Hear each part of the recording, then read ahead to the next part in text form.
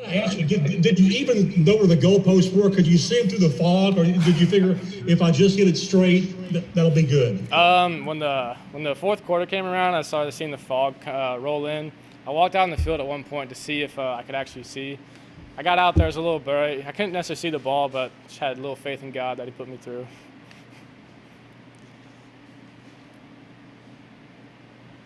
They went down the middle, right? Sure. All right. I don't know. I couldn't see. We're in the press box here. I couldn't see it from here.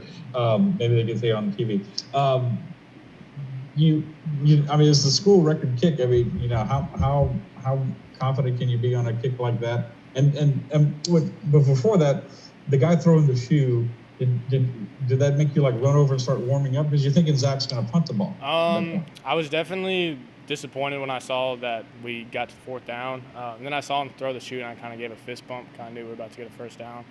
I was already in the net, kind of just staying calm and hitting a couple of kicks before that. But once that time came around and we started marching down to at the 45, 42-yard line, I was all right, I can hit from here. So.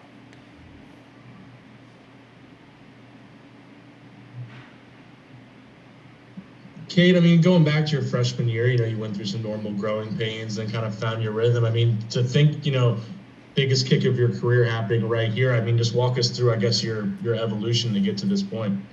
Yes, freshman year you could definitely call some of that growing pains.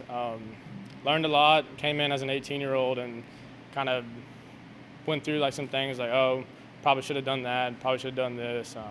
Trying to be able to stay consistent and healthy throughout the whole year. And coming into this year, I started off the year hot, and I actually had a Missouri kick I didn't like and stuff like that. But the biggest difference between this year and last year is no missed PATs because I have a different mindset about that, and I'm a lot more confident with myself. And basically every kick they put me out for, I know I can make it. So, and I want to thank the offense and Coach O for putting me in the place to probably have the top 3 moments of my football career. So that was pretty awesome.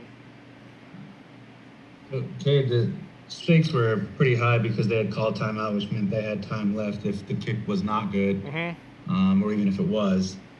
Can you recall just your mindset stepping up to try that school record kick? I mean, it's easier said than done, but the biggest thing I try and do is every time I go up for a kick, like, I want to make every one. I don't want to miss any. Like, that's pretty obvious, but every kick is important to me. If it's the 30-yard field goal in the beginning of the game or the 57 I hit at the end of the game, I try not to think. Like, I don't think about getting iced. I don't think about what would happen if I miss. I only think about what happens if I make it. And what I was thinking about before the kick was run down the field doing the Gator-chomps. So got to do that. Okay, we'll wrap up with Brooks. Cade, you said you walked down to see if you could see through it. I mean, how do you kick in fog like this?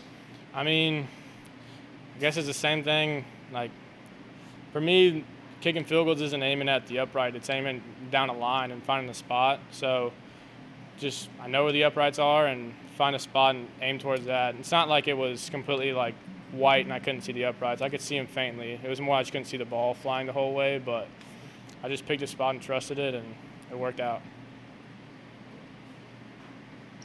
Thank you, Cade. Of course. Go Tigers.